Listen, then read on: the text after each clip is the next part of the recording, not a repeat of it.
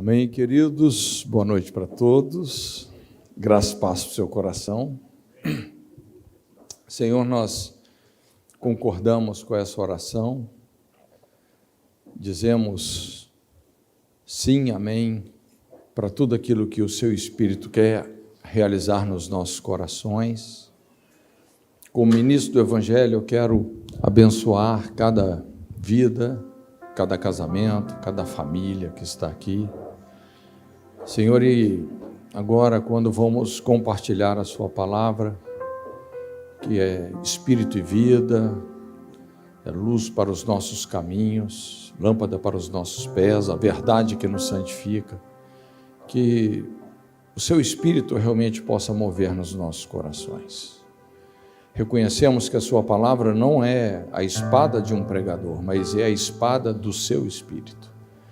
Que realmente o Senhor possa penetrar no nosso íntimo, não apenas com informação, mas com a revelação do Senhor. Transforma-nos pela renovação da nossa mente, em nome de Jesus. Amém. Eu gostaria de compartilhar algo aqui com vocês sobre uma guerra que sempre está em pauta. E eu, pessoalmente, por muitas vezes, acho que eu já perdi as contas, que eu me vi diante desse tipo de guerra. É uma guerra, eu chamo aqui, entre sabedoria ou amargura. Ou sabedoria ou amargura. A essência da nossa vida tem a ver com os relacionamentos, não é? Principalmente quando a gente traz isso para o âmbito familiar. E como nós falamos ontem, obviamente, as pessoas são diferentes. Deus tem a capacidade de criar bilhões de pessoas, todas elas diferentes umas das outras. Por isso que eu sempre falo, não existe esse negócio de feio e bonito, né? O padrão de beleza, segundo Deus, não é o padrão hollywoodiano, não é? Mas cada um de nós expressamos uma pequena parte da grandeza de Deus. Então não tem gente feia, tem gente diferente. Não é verdade? Não é que o cara é feio, só é um pouco diferente, né? Mas é a expressão da grandeza de Deus. Mas as pessoas são diferentes, reagem de maneira diferente, não é? Então essa é uma guerra, porque muitas vezes os conflitos vão acontecer em vários sentidos, conflitos de identidade, conflitos de interesse, não é? Conflitos temperamentais. Os conflitos vão acontecer, principalmente dentro de um casamento, dentro de uma família. E cabe a nós, então, fazer escolha, porque a vida é feita de escolhas. As nossas escolhas determinam o nosso caráter determina o nosso destino. A vida é feita de escolhas. E é importante entendermos que sabedoria e amargura não coexistem. Ou é uma coisa ou é outra. E normalmente, quando nós não fazemos aquelas escolhas que realmente são sábias, nos conflitos nós acabamos tendo uma forte tendência de ir para a amargura. A amargura adoece, depois também emburrece espiritualmente, moralmente a pessoa. A amargura, ela desensina a sabedoria, te coloca em contradição com o seu conhecimento adquirido. Então, sabedoria e amargura são coisas que não coexistem. Eu acho interessante, assim, fazendo uma aplicação, em relação a duas esposas de Davi, que eu diria assim, são dois tipos de igreja, Mical e Abigail. Mical tinha um problema muito sério com o pai, Abigail tinha um problema muito sério com o marido, Nabal. O pai de Mical, Saul, não é? Mical era aquele prêmio que o pai dava para os seus guerreiros. Mas quando a gente vê a história dessas duas mulheres, assim, resumindo bem, nós podemos resumir a história de Mical exatamente no desprezo, na amargura. Uma mulher amargurada. E que terminou realmente estéril. Então tem a igreja Mical, não é? Esse é o caminho da amargura, da esterilidade, do desprezo. Mas também tem essa igreja Abigail. E Abigail se via num casamento terrível. O casamento dela era talvez mais uma prisão do que um casamento, porque Nabal pensa num cara ruim e multiplica por 3. Mas essa mulher, com a sua sabedoria, é uma história um pouco longa, eu não quero entrar nisso, porque só isso aqui daria uma pregação, não é? Mas o que eu quero dizer é que por causa da sabedoria de Abigail, nós podemos dizer que a sabedoria transforma Nabal em Davi. Muitas pessoas se veem num casamento que é uma prisão, mas quando a gente tem esse espírito de sabedoria, quando nós sabemos evitar a amargura, realmente nós podemos causar uma transformação profunda. Então, eu quero ler aqui 2 textos com você, que falam um pouco sobre isso, não é? Uma aplicação disso, esse contraste entre a amargura e a sabedoria. Aqui em 2 Reis 4, de 38 a 41, é um texto interessante. Fala assim: depois Eliseu voltou a Gilgal. Nesse tempo, a fome assolava a região. Quando os discípulos dos profetas estavam reunidos com ele, ordenou ao seu servo: ponha o caldeirão no fogo, faça um ensopado para esses homens. Um deles foi ao campo apanhar legumes e encontrou uma parra brava. Apanhou alguns dos seus frutos. Algumas traduções falam as coloquíntidas. Era o fruto dessa parra brava. Encheu delas a sua capa. Isso é interessante, esse detalhe. Olha onde o profeta carregava essas coloquíntidas, essa amargura, na sua capa. Quando voltou, cortou em pedaços, colocou no caldeirão.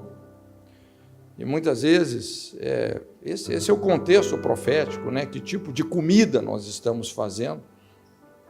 O ensopado foi servido aos homens, mas logo que o provaram, eles gritaram: homem de Deus, a morte na panela. E não puderam mais tomá-lo. Então, Eliseu pediu um pouco de farinha. Então, aqui vem a sabedoria, a farinha, a palavra, né? Colocou no caldeirão e disse: sirvam a todos, e já não havia mais perigo no caldeirão. Tiago 3, de 13 a 18. Quem dentre vós é sábio e entendido? Mostre pelo seu bom procedimento as suas obras em mansidão de sabedoria. E ele fala assim: mas se tendes amargo ciúme, sentimento faccioso em vosso coração, não vos glorieis, nem mintais contra a verdade. Essa não é a sabedoria que vem do alto, mas é terrena, animal e diabólica. Porque onde há ciúme, sentimento faccioso, aí há confusão e toda obra má. Mas a sabedoria que vem do alto é primeiramente pura, depois pacífica, moderada, tratável, cheia de misericórdia e de bons frutos, sem parcialidade, sem hipocrisia. Então, eu gosto de associar esses 2 textos, não é? Essas coloquíntidas aí, esse fruto dessa parra brava, que tem a ver com essa amargura, não é? Que muitas vezes contamina o nosso ministério profético, não é? Não só na igreja, mas principalmente no lar. E Tiago também, ele está denunciando exatamente isso. uma pseudo-sabedoria. Ele explica que a amargura, na verdade, é um tipo de sabedoria. A amargura é uma sabedoria terrena, animal, diabólica, sagaz, destrutiva. É impressionante, assim, puxa vida, a gente que lida com os bastidores, né, de muitos conflitos, é impressionante como a amargura é uma coisa tentadora, como as pessoas optam pela amargura e não pela sabedoria. Então aqui ele inclusive dá todo um diagnóstico de um relacionamento subtraído dessa sabedoria que vem do alto. Ele fala aí sobre amargo ciúme ou a inveja amargurada, o sentimento faccioso ou uma ambição egoísta. Ele fala sobre jactância, ostentação, não mentais contra a verdade, né? A desonestidade, confusão, toda má obra. Então ele dá um diagnóstico aqui. Quando um profeta cruza a linha da amargura, alguém tem que avisar. Foi o que aconteceu nesse texto aí que nós lemos.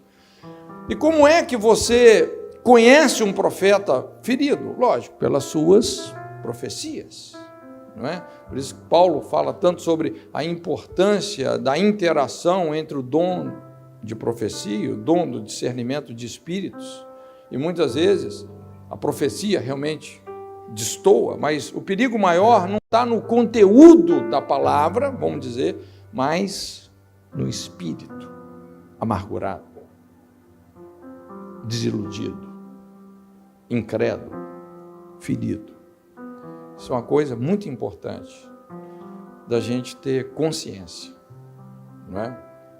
E a gente saber pautar muito bem as nossas escolhas. Mas só aprofundando um pouquinho mais sobre isso, algumas características de um profeta ferido. A primeira coisa é o espírito carente, nunca suficiente, melindroso. Amargura e carência, normalmente elas sempre andam muito juntas, estão associados. Quanto mais carente, mais vulnerável à amargura. Então, a pessoa carente, ela não apenas se ofende exageradamente, mas se ofende facilmente. Melindrosa, qualquer coisinha ofende. Uma outra característica do profeta ferido é que ele perde muito tempo competindo. Está sempre cobrando, buscando, lutando por aceitação, e com isso sempre termina frustrado, amargurado, e dessa forma acabam se desviando daquele propósito que deveriam cumprir, daquele papel que deveriam desempenhar. Só reforça a amargura, não é? Um detalhe importante é que a falsa profecia, quando eu falo profecia, gente, estou falando do que está acontecendo nos nossos relacionamentos, não é? A falsa profecia é diferente daquela profecia envenenada. O falso tem a ver com ignorância, tem a ver com mentira, tem a ver com manipulação, mas o veneno sempre tem a ver com ferida. E se tem uma coisa que nós precisamos de lidar assim com muito zelo, muito cuidado, é exatamente com essas feridas, o espírito ferido. Uma outra característica é que o profeta ferido tem uma atitude crônica de eliminação. Isso é muito característico. Ao invés de perdoar, ele elimina a pessoa, elimina a igreja, elimina o cônjuge. Então, muitas vezes a pessoa não tem aquele coração ensinável, é obstinado nas suas convicções. Então, obstinação é algo perigoso, não é? Obstinação é uma perseverança burra, né? Desvirtuada, suicida. Alguns chegam até a cortar o próprio galho que eles estão sentados. Às vezes a pessoa se obstina tanto que você está tentando, cuidado, que você está se apoiando no galho que você está cortando, não faça isso, mas o cara insiste e corta. E também uma outra característica do profeta ferido, ele é controlador, vingativo, invejoso, não suporta o sucesso de outros. Ao invés de se alegrar e celebrar o sucesso alheio, ele entristece. É muito interessante o conceito de generosidade na Bíblia. A palavra generosidade significa você ter bons olhos, no sentido de você celebrar a vitória, o sucesso alheio. Quando a Bíblia fala que Deus é generoso, a Bíblia está dizendo que Ele torce por você, que Ele celebra a sua vitória, que Ele ama a prosperidade de todos. Então, o antônimo de generosidade é inveja, porque o invejoso, a pessoa prospera, ele entristece, ele fica triste. Não, aquela pessoa se deu bem, estou triste. Cresceu mais do que eu.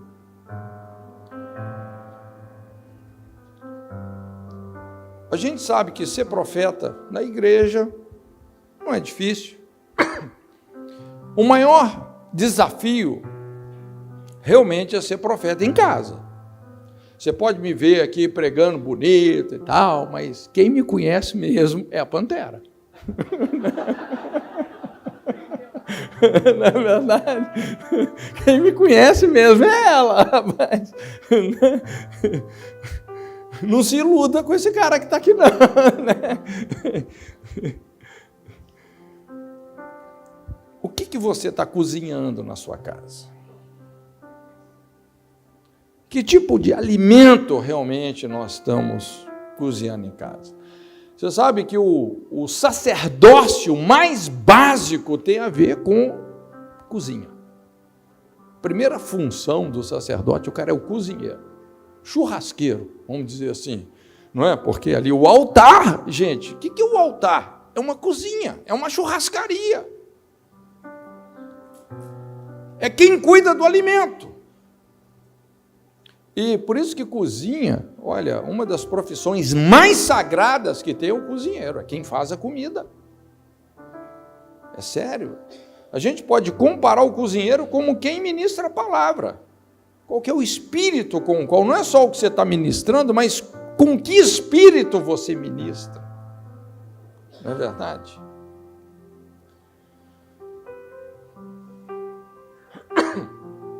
A gente sabe que muitas pessoas estão passando situações, às vezes, difíceis em casa.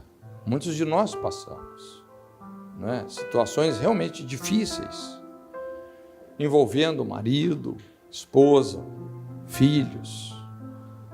Às vezes tem pessoas que estão enfrentando quadros de infidelidade, né? Agressão, rebelião.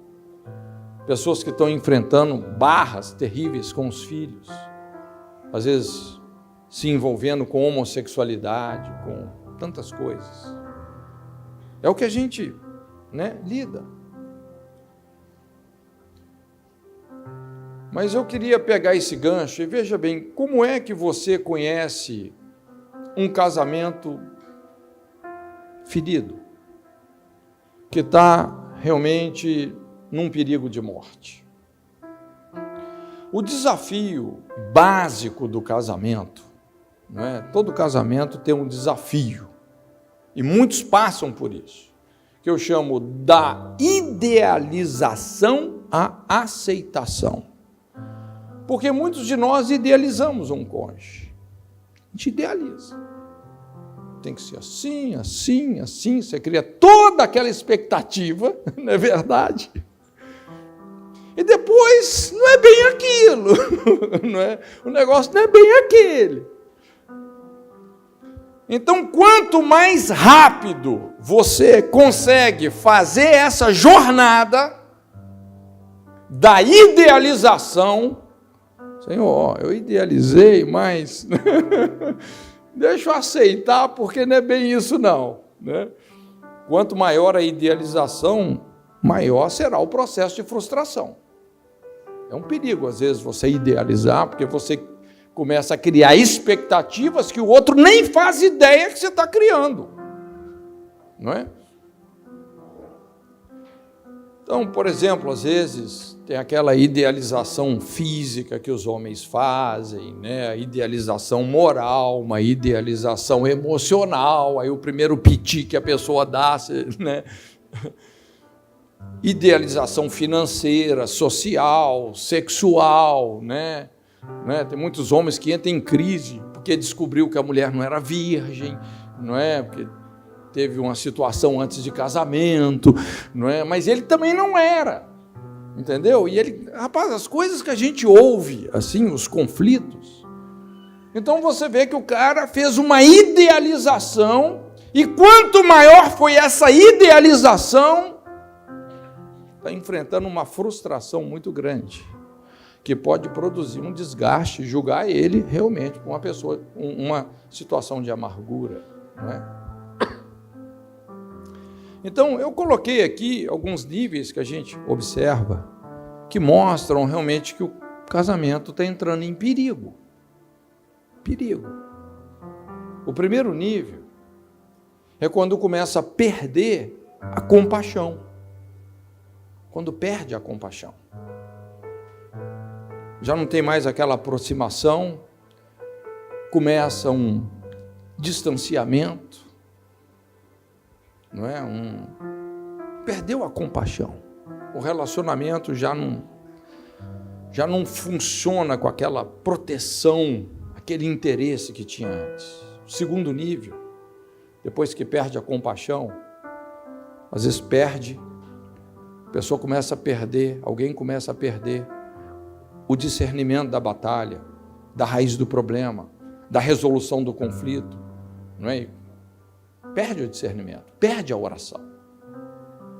Então, depois de perder a compaixão, perde o discernimento, aí vem o terceiro nível, perde a paciência. Começa a perder a paciência. Não é? Entra a ingratidão, entra a murmuração, a pessoa já não consegue mais reconhecer os esforços do outro. Não é? Quando perde a paciência, entra sempre a ingratidão e a murmuração. Aí o quarto nível, começa a perder a parceria, começa a boicotar o relacionamento, começa a entrar disputa, rixa, não é? E aqui, inclusive, a Bíblia até coloca uma certa advertência também para as mulheres, né, quando fala sobre a mulher rixosa, não é?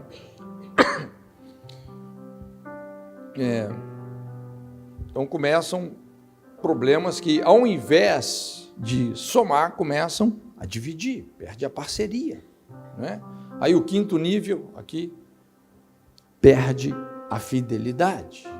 Veja bem, depois que perdeu a compaixão, o discernimento, a paciência, a parceria, veja bem que esse casamento começa a entrar num risco sério de perder a fidelidade.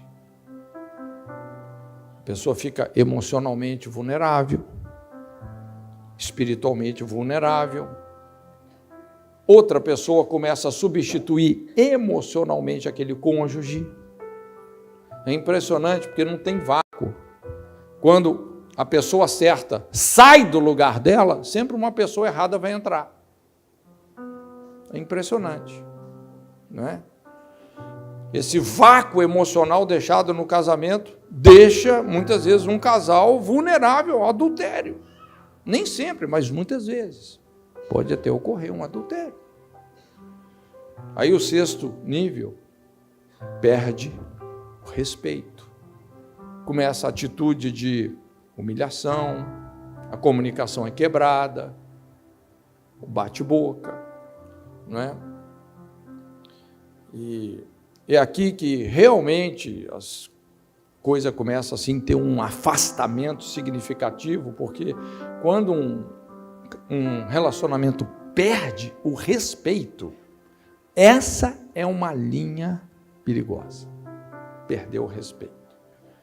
Depois de perder o respeito, perde o controle, começam as chantagens, as ameaças, uma atitude predominantemente agressiva, não é? muitas vezes abusivo com o cônjuge, com os filhos, não é? Perde o controle.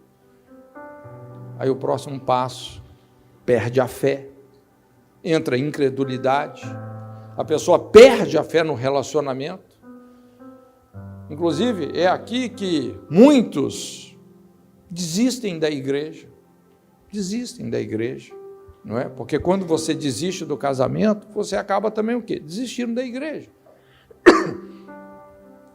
Eu estou colocando esses níveis porque às vezes a gente atende conflitos e você pode localizar, o cara está nesse ponto aqui.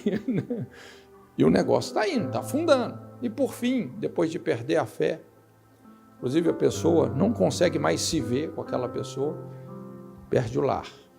Alguns até continuam no casamento por interesses diversos, mas já desistiram da pessoa e do relacionamento, começam a evitar o lar, não é? Pensam em abandonar a família. Olha, eu já atendi casos, são coisas difíceis de falar, mas onde a pessoa começa até a desejar a morte do cônjuge. Onde que um negócio desse pode chegar, né? Então, veja bem, é uma maneira, assim, para a gente estabelecer um diagnóstico, não é? Principalmente quando a gente está lidando com crises. Veja bem, essa é uma mensagem muito prática, né? Eu estou tentando ser bem prático, porque realmente essas coisas podem se evoluir dessa maneira. Todas as vezes que a Bíblia menciona sobre construir o lar, o referencial é sempre a sabedoria. É interessante. A palavra de ordem, por incrível que pareça, para você construir o lar, não é o amor, é a sabedoria. Eu acho isso incrível. A sabedoria é a coisa principal, Provérbios 4:7. A sabedoria já edificou a sua casa, Provérbios 9:1. Toda mulher sábia edifica a sua casa, a tola destrói com as próprias mãos. Com sabedoria se edifica a casa, com inteligência ela se firma. O sábio é mais poderoso que o forte, o inteligente, do que aquele que possui força. Todas as vezes que a Bíblia fala sobre edificar o lar, a palavra de ordem é sabedoria. Então, como curar um relacionamento? Como curar um relacionamento? Como você curar um casamento? Essa é a receita que Tiago está dando. Eu, pessoalmente, eu gosto muito da epístola de Tiago. Pensa num cara prático, é o Tiago. E o Evangelho é assim. O Evangelho é prático, não é? Então ele fala, a sabedoria que vem do alto é primeiramente pura, depois pacífica, moderada, tratável, cheia de misericórdia e de bons frutos, sem parcialidade, sem hipocrisia. Então aqui ele está dando uma receita, são princípios que nós precisamos de incorporar. Ontem nós falamos sobre 4 leis do casamento, e eu quero falar aqui sobre esses princípios que são chave para a gente curar um relacionamento. Você pode observar, o maior problema do mundo, gente, não é falta de recursos. O maior problema do mundo são os relacionamentos. Nós vivemos num mundo em guerras, em todos os sentidos, seja numa perspectiva tanto micro quanto macro social. Você pode observar, o maior problema do mundo, gente, são os relacionamentos. Até hoje de manhã a gente está falando aqui um pouquinho sobre Angola. Eu já fui várias vezes em Angola. A primeira vez que eu fui em Angola, o país estava em guerra. Imagina um país riquíssimo, jazidas de diamante para todo lado, jazidas de petróleo, principalmente região lá da Cabinda. Pensa num país mineralmente riquíssimo, mas o povo vivendo numa miséria extrema por causa de uma guerra tribal. Amargura. Uma nação destruída, não é? O problema do mundo, gente, o planeta é riquíssimo, problema são os relacionamentos. Então, primeira coisa aqui que Tiago fala, ele fala assim, a sabedoria que vem do alto é primeiramente pura. Primeiramente pura. E essa palavra pura, é uma palavra muito interessante e normalmente, praticamente todas as vezes que essa palavra aparece no Novo Testamento, ela sempre aparece relacionada ao caráter de Jesus, do Messias, apontando para alguém que é íntegro, alguém que é honesto, alguém que não negocia valores, alguém que não se vende, alguém que não se corrompe. Se você quer ser uma pessoa sábia, não se venda, não negocie os seus valores. Porque a base de qualquer relacionamento é confiança. Confiança. Qualquer coisa mais importante, a primeira coisa mais importante num relacionamento. Número 1, confiança. Número 2, confiança. Número 3, confiança. Número 4, confiança. Né? Até falando sobre crise financeira, gente, não existe crise financeira no mundo, existe crise de confiança. Quantos se lembram lá em 2008, né, aquela famosa crise financeira? O que aconteceu? As instituições que eram tidas como confiáveis foram flagradas em plena corrupção. Aí os investidores recuam nos seus investimentos e quando o investidor tira o dinheiro do mercado, é um efeito dominó, sai quebrando tudo. Não existe crise financeira, existe crise de confiança. E casamento é a mesma coisa. Eu já vi casamentos que passaram assim por traumas terríveis, traições. Mas de repente alguém fala assim, olha, eu vou reconquistar a confiança que eu traí. E começa a agir com integridade. Integridade. São escolhas. A vida é feita de escolhas.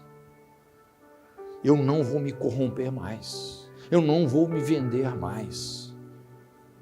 E você cura aquele relacionamento. Para cultivar a integridade, tem 4 pontos aqui, bem práticos também. Número 1, cuide das pequenas coisas. Seja fiel nas pequenas responsabilidades. O reino de Deus funciona assim.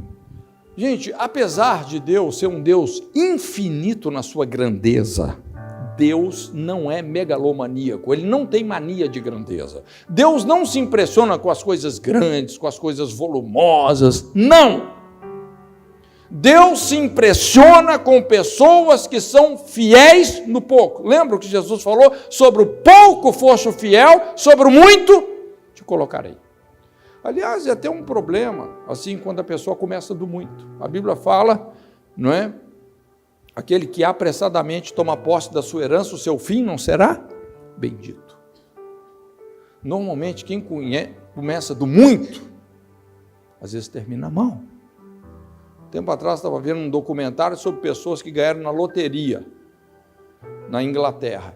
Em média, 7 anos depois, está tudo pobre de novo. Enriquece, empobrece. Deus nunca começa do muito. Na verdade, quanto menos Deus te dá para começar um empreendimento, mais Ele está investindo em você. Seja fiel no pouco. Seja fiel nas pequenas responsabilidades. Saiba priorizar as responsabilidades que você tem como marido, como esposa, como pai, como mãe, não é? Saiba priorizar o dom que Deus te deu, a responsabilidade que Ele te deu na igreja, com pessoas. Talvez Deus está te confiando uma pessoa. mas de repente essa pessoa que ele te confiou vai se tornar no Billy Graham, né? Cuide das pequenas coisas. Segunda coisa, não confunda tentação com pecado. Diga não prontamente à tentação. Para desenvolver integridade, é muito importante a gente preparar os nossos instintos para lidar com as tentações. Eu não preciso dizer para você que nós vivemos num mundo de muitas tentações. É impressionante como hoje as coisas são tão expostas, tão fáceis, tão fácil pecar hoje, não é? É importante entender que tem uma distância entre a tentação e o pecado, não é verdade? Ser tentado não quer dizer que você está pecando. Inclusive, quando a gente pensa sobre isso, a gente chega nessa conclusão que às vezes a gente peca menos do que a gente achava que pecava, porque tem gente que confunde tentação com pecado, né? Vem um pensamento errado na cabeça dela e fala, eu sou miserável, eu já pequei.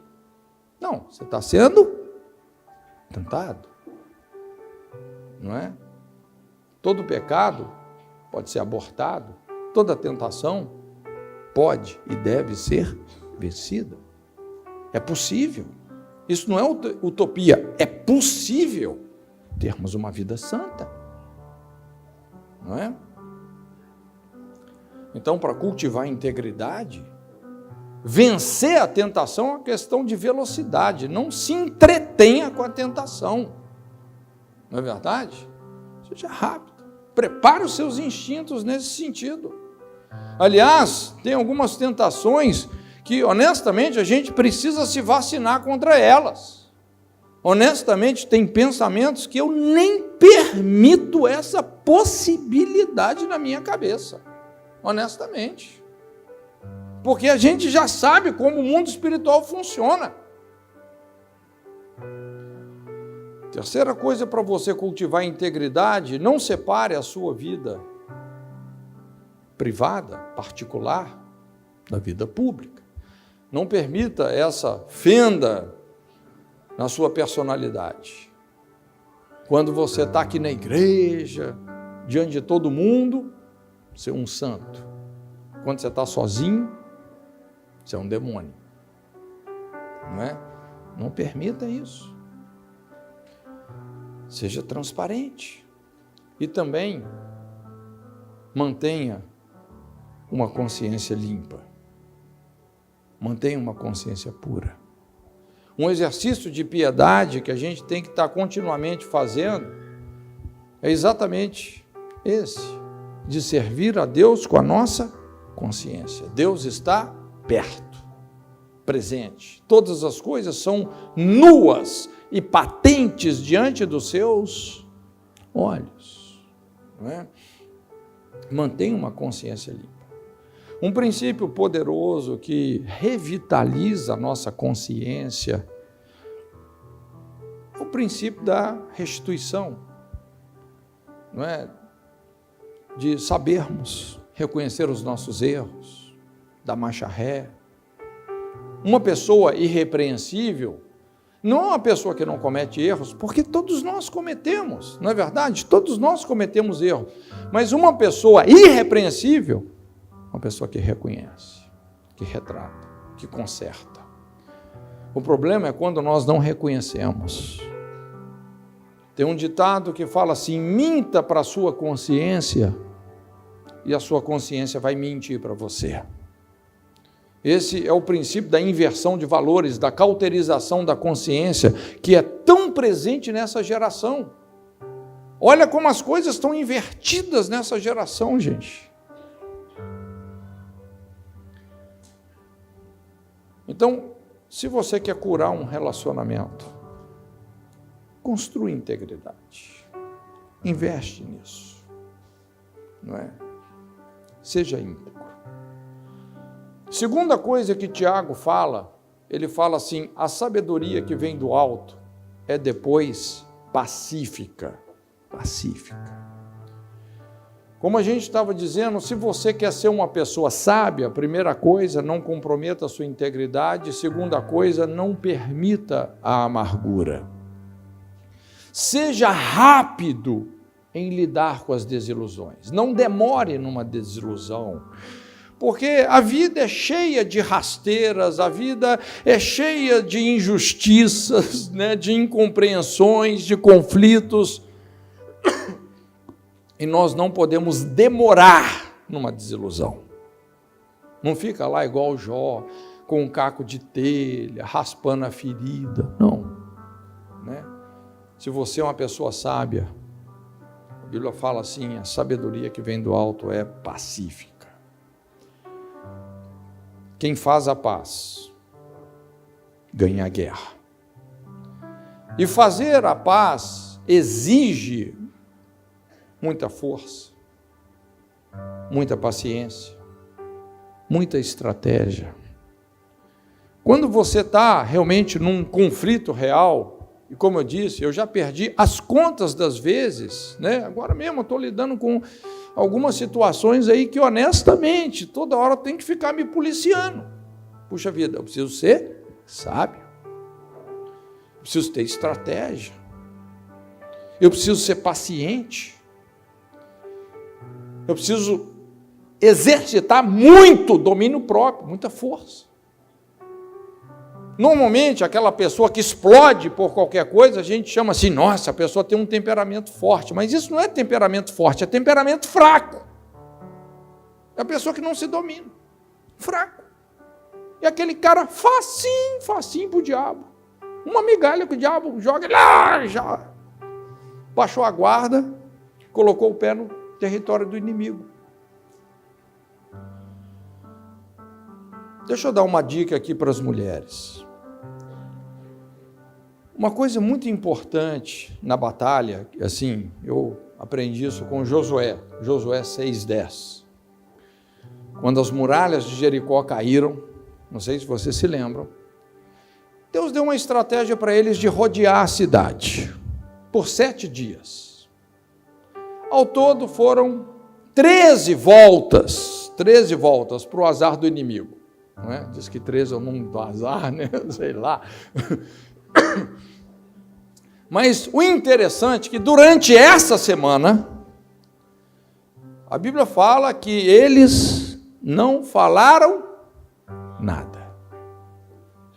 Ninguém vai falar uma palavra, senão quando eu mandar, então vocês vão gritar.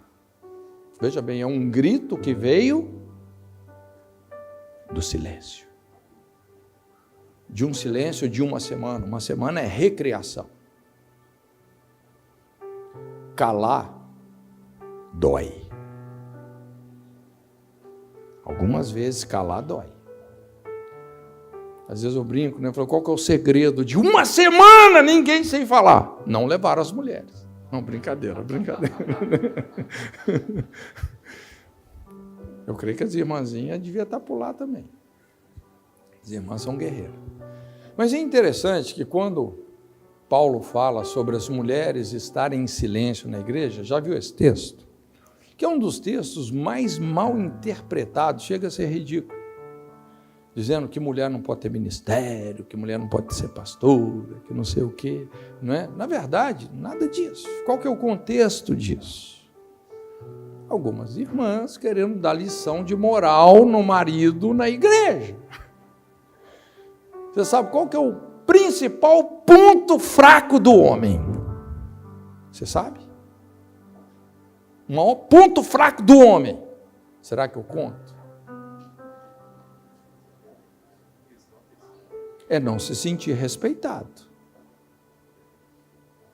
Não é? Não se sentir respeitado. E quando você tem a sabedoria de fazer a guerra com silêncio, veja bem, silêncio, irmãs, silêncio é guerra.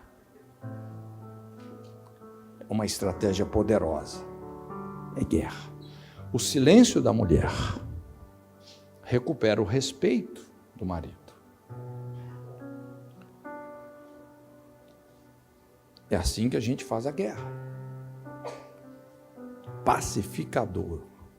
Sabedoria que vem do alto é pacífica, perdoadora, respeito. Então, quando a gente fala sobre esse princípio da paz, não é?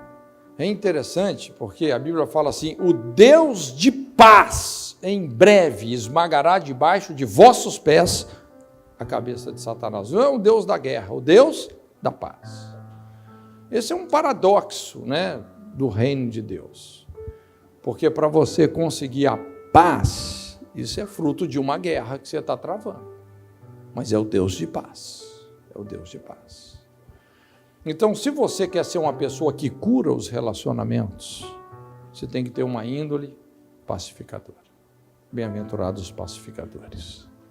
Serão chamados filhos de Deus. É isso que vai liberar a sua identidade. Também para você curar um relacionamento, Tiago fala assim: a sabedoria que vem do alto é moderada. Então, se eu sou sábio, eu vou ser uma pessoa moderada. Eu gosto desse conceito na Bíblia. No original, essa palavra moderado significa alguém que é atencioso, que é delicado em considerar os sentimentos das pessoas, alguém que realmente, intencionalmente procura compreender os sentimentos dos outros. Até de manhã eu falei um pouquinho aqui sobre isso com os pastores, não é? Isso é uma chave na restauração de um relacionamento, no ministério pastoral, no ministério do aconselhamento. Você fazer esse exercício de piedade, de compreender os sentimentos da pessoa, os conflitos das pessoas do ponto de vista dela. Você não querer usar a sua autobiografia para ajudar os outros, porque nem sempre o meu problema, a minha realidade cabe na realidade do outro. Quando você realmente se esforça, faz esse exercício de compaixão, de entender a dor, o problema, o conflito do outro, do ponto de vista dela, e a pessoa se sente compreendida, aceita, amada, ela baixa as defesas, solta as pedras, se abre. Algumas até falam: não, até que enfim alguém me entendeu, estou curado, não preciso de mais nada. Tudo que ela precisava era de ser compreendida. Quando as pessoas são compreendidas, você começa a virar uma chave na vida delas. O fato, lógico, de você compreender a pessoa do ponto de vista dela não significa que você depois não vai poder discordar de alguma coisa. Às vezes você vai precisar discordar de algo. Mas se ela se sentiu amada, compreendida, baixou as defesas, quando você discorda, ela cata, ela recebe. E aí que nós começamos a alavancar as pessoas numa direção correta. Isso cura um relacionamento. A gente vê, né, muitas guerras conjugais acontecem aqui. Nós falamos, a natureza do homem é totalmente diferente da natureza da mulher. Normalmente, os homens são mais racionais, as mulheres são mais emotivas. Às vezes eu estou assistindo lá um filme com a minha esposa, né, quando vê ela está chorando. E eu sou muito racional, sou uma pedra de razão. Aí dentro de mim eu fico assim: não, mas ela está chorando. Eu não entendo, por que será que ela está chorando? É assim, não é? Então eu não posso chegar e criticar porque ela é desse jeito. Não, muito pelo contrário. As pessoas são diferentes. Eu não vou cobrar que ela seja racional. Da mesma forma, às vezes, não é? Algumas mulheres querem que os homens, às vezes, como eu disse, o cara é uma pedra de razão e quer que aquele cara vire uma manteiga derretida. Cara, não vai rolar. Não vai dar certo. São estruturas diferentes. Não é? E quando um começa a falar contra o outro, um querer mudar o outro, aí nós começamos a ferir o princípio da moderação. Mas quando você respeita a pessoa do jeito que ela é, quando você não tenta mudá-la, não é? E às vezes não tenta mudá-la numa coisa que realmente não é para ela mudar, porque Deus fez ela daquele jeito mesmo. Isso, por incrível que pareça, começa a curar o relacionamento. A maioria das vezes, quando nós respondemos na lata contra os sentimentos de uma pessoa, nós vamos machucar essa pessoa. Uma coisa que a gente tem que aprender muito é respeitar a estrutura emocional, sentimental de cada um, não é? Se você é sábio, não diminua os sentimentos das pessoas, não diminua a razão das pessoas, não é? Seja compassivo, empático. Tiago também fala que para curarmos um relacionamento, para você edificar um lar, edificar um casamento, ele fala assim, a sabedoria que vem do alto é tratável. Sermos tratáveis. E tratável significa submisso, humilde, redutível, tolerante, não é? Tratável. Eu gosto muito ali de Filipenses, quando a Bíblia fala que Jesus, subsistindo em forma de Deus, não teve como usurpação ser igual a Deus, esvaziou-se da sua glória, assumindo forma humana, e como homem se fez servo, e como servo foi fiel até a morte, e morte de cruz. Foi se reduzindo. Ser tratável, isso é você ser redutível, convencível, ensinável, talvez a palavra que mais realmente encaixa aqui, a palavra ensinável. Às vezes algumas pessoas, elas se veem numa crise de identidade, porque elas colocam a identidade delas no conhecimento. Quando alguém discorda de uma informação que ela tem, ela se sente rejeitada, numa crise, não é? Mas uma coisa importante na vida é sermos ensinados. A Bíblia fala, melhor o mancebo pobre e sábio do que o rei velho e insensato que não se deixa admoestar. Quando nós somos ensináveis, é impressionante como as coisas se alinham, como nós começamos a curar um relacionamento. Eu gosto muito, assim, do conceito bíblico de perfeição, porque é muito comum a gente ver esse conflito, não é? Algumas pessoas são perfeccionistas, e às vezes você lidar com uma pessoa perfeccionista é uma coisa quase que insuportável. Eu já vi casamentos serem destruídos por causa do perfeccionismo, aquela rigidez nas estruturas. Mas o conceito de perfeição, quando Jesus menciona isso, inclusive ele fala para os discípulos, sede, pois, perfeitos, como perfeito é o vosso Pai Celestial. Olha para onde Jesus puxou a perfeição. Mas qual é o contexto do que ele está falando? Se você pega o contexto desse texto, Jesus fala, olha, se o romano te obrigar a carregar a sacola de feira dele 1 milha, vai 2. Se te pedir a capa, dá a túnica. Se te bater numa face, oferece a outra. Não resistais ao perverso. Ora por aquele que te persegue. Abençoa aquele que te maldiz. Porque assim é o Pai Celestial que faz a chuva cair sobre justos e injustos e o sol nascer sobre bons e maus. Sede, pois, perfeitos, como perfeito é o vosso Pai Celestial. A perfeição de Deus não é você ser um cara todo cheio de regrinha, quadradinho, cheio de regra e pobre de vida. A perfeição de Deus tem a ver com tolerância, paciência, longanimidade. Contra essas coisas não tem lei. Isso cura um relacionamento. Ele também fala, já estamos terminando, a sabedoria que vem do alto é cheia de misericórdia e bons frutos. Gente, se tem algo poderoso para curar um relacionamento é a misericórdia. É um princípio muito poderoso, não é?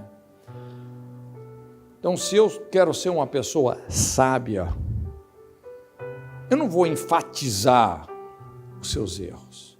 Eu vou evitar aquelas críticas que não constroem nada, que não edifica, que só desgasta. Eu vou agir com misericórdia.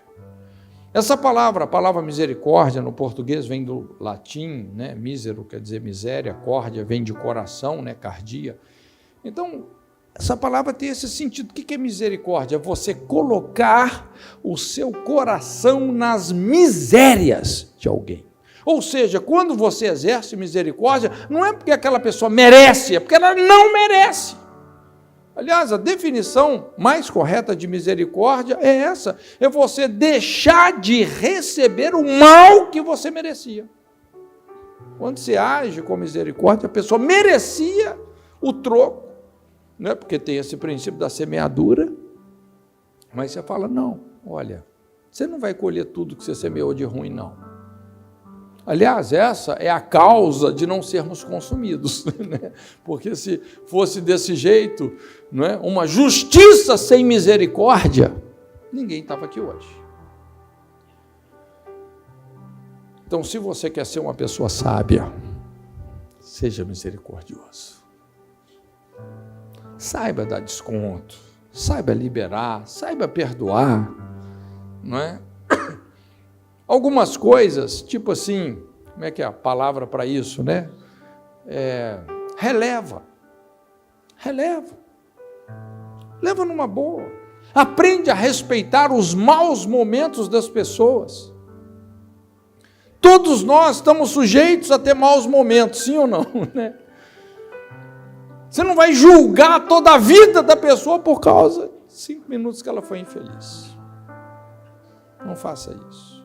Jesus disse, bem-aventurados os misericordiosos, porque eles serão tratados com misericórdia. Tem um provérbio que eu gosto muito, que fala assim, Provérbios 17, 9, o que perdoa a transgressão busca a amizade, o que renova a questão afasta amigos íntimos. Não renova a questão, não é? Tem uma ilustração, né, que fala, interessante, acampamento de casais, esses acampamentos de casais que as igrejas fazem, e todo mundo chegando no acampamento, o casal chegou, o marido deixou a esposa ali na portaria e falou, peraí que eu vou lá dentro ver onde é que nós vamos ficar. Entrou lá dentro, se encontrou com um amigo que não via há séculos. Cara, você está aqui, tô e tal, me converti, e foram batendo papo, né? O papo foi ficando bom, até que ele percebe o pecado mortal que ele estava cometendo num acampamento de casal. Falou, cara, esqueci minha esposa lá na portaria. Então correu lá.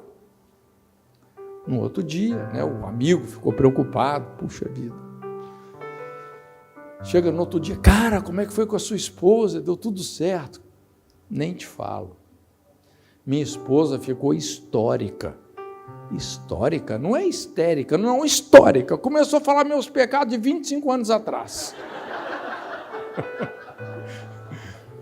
Já viu? Tem gente que é assim, a pessoa tem um arquivo morto do outro. Sabe aquele arquivão assim? Qualquer coisa que faz, puxa no arquivo uma ficha de 15 anos. Você não muda, é isso e tal. Olha, não fique histórico. Seja misericordioso, não renove a questão. Você sabe que o que mais destrói um casamento, nesse sentido, não é a falta de amor, porque às vezes eles até se gostam, mas é a falta de sabedoria.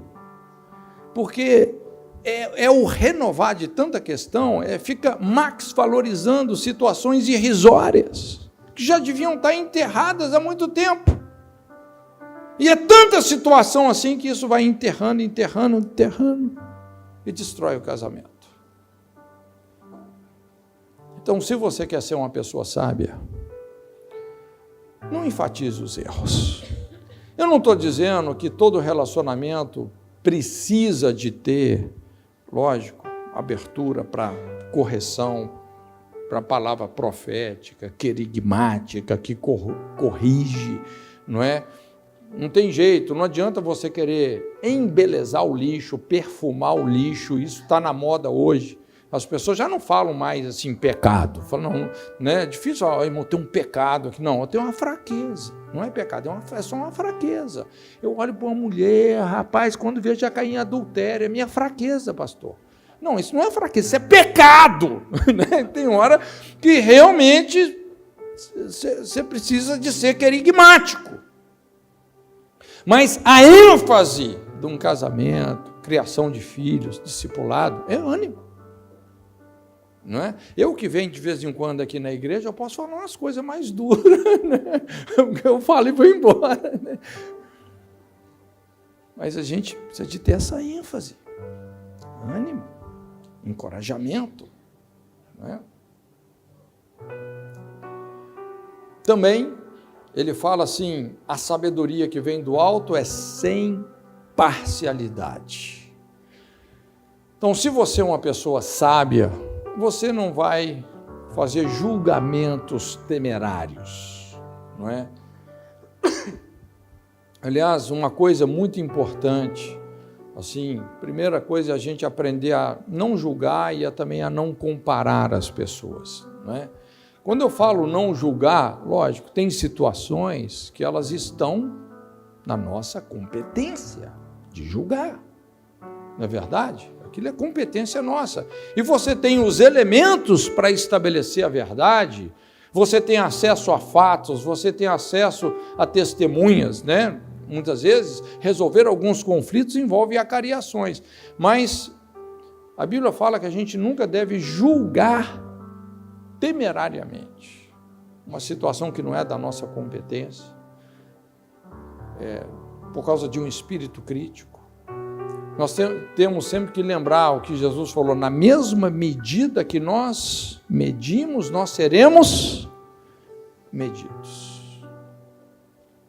Não julgueis para que não sejais julgados, exatamente nesse contexto. E normalmente, quando nós começamos a julgar, criticar, falar de situações que nós não temos competência nem conhecimento de causa, daqui a pouco, não é? Tu que julgas, praticas o mesmo. Irmãos, honestamente, eu já experimentei isso algumas vezes. E eu te diria que muitas tragédias que nós experimentamos na nossa vida é o efeito colateral de julgamentos irresponsáveis que nós fazemos. Você julga tanto, que daqui a pouco você se vulnerabiliza espiritualmente, porque você está quebrando um princípio, e daqui a pouco você se pega fazendo o que você condenou. Eu já me peguei assim, falei, quebrei a cara. Né? Também não compare, exatamente porque as pessoas são diferentes. Às vezes isso acontece muito com filhos. A gente tem essa tendência, comparar um filho com outro, mas os filhos são totalmente diferentes. Por exemplo, tem pessoas que elas são bem organizadinhas, não é? Tudo certinho. Tem pessoas que elas já funcionam, eu diria assim, de uma maneira mais artística, desorganizada. Não, é verdade.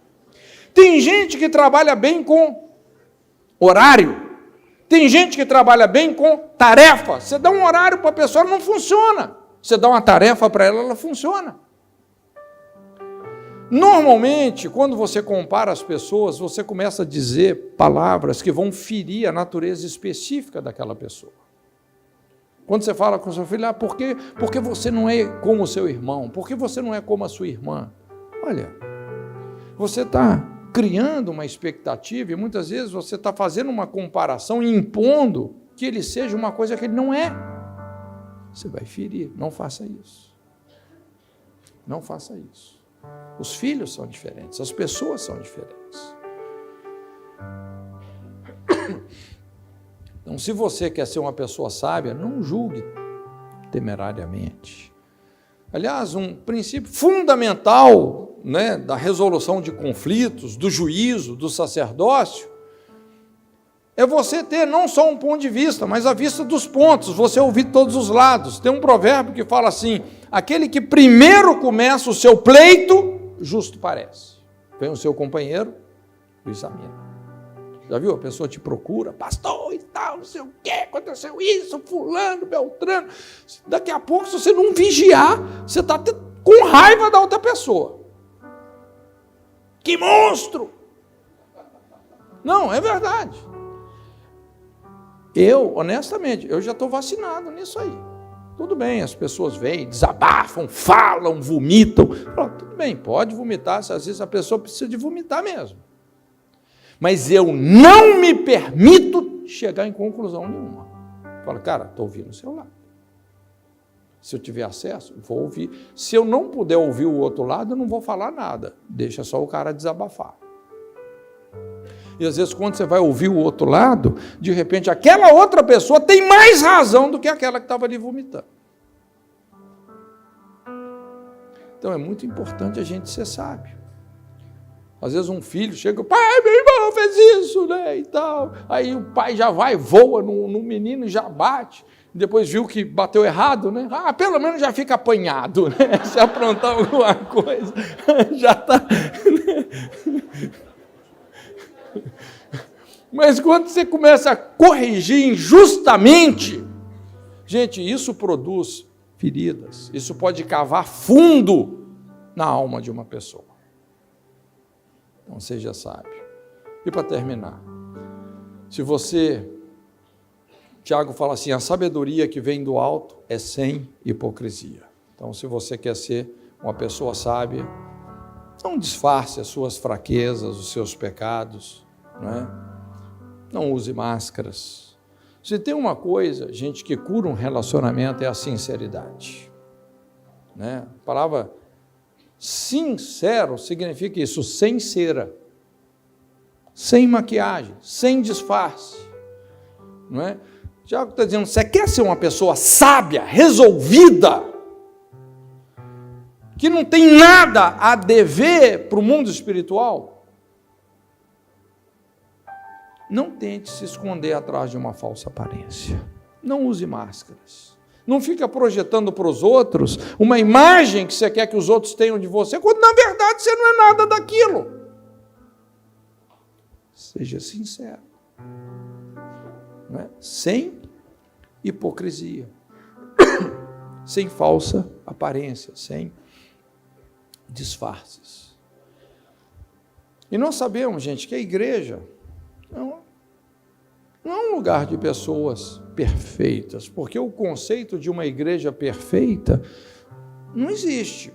Existe o conceito que a igreja está sendo aperfeiçoada.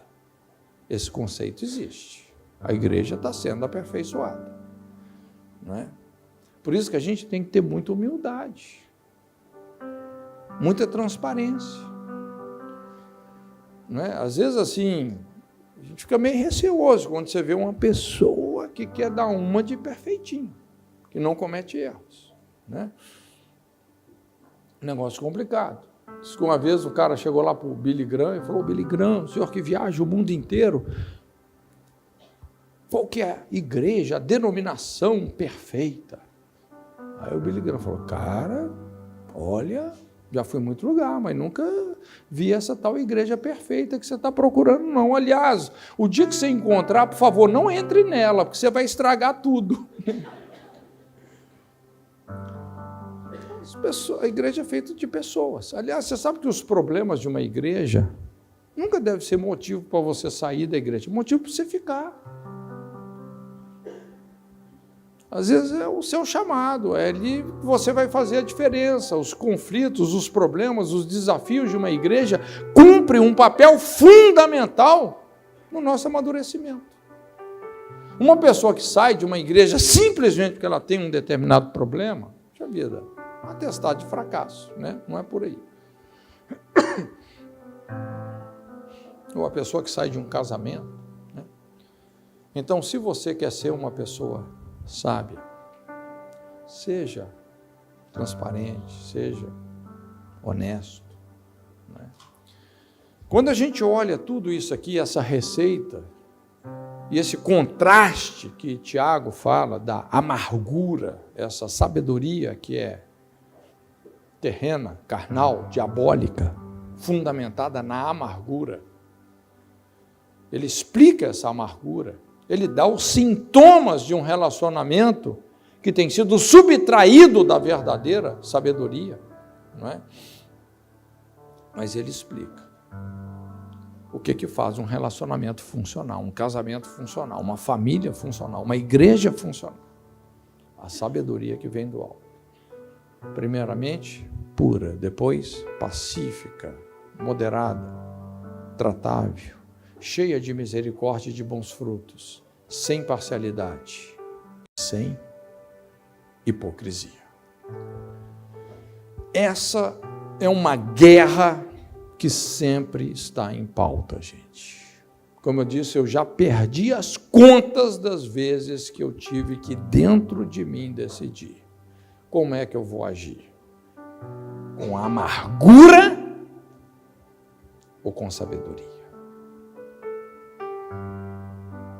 Amargura ou sabedoria?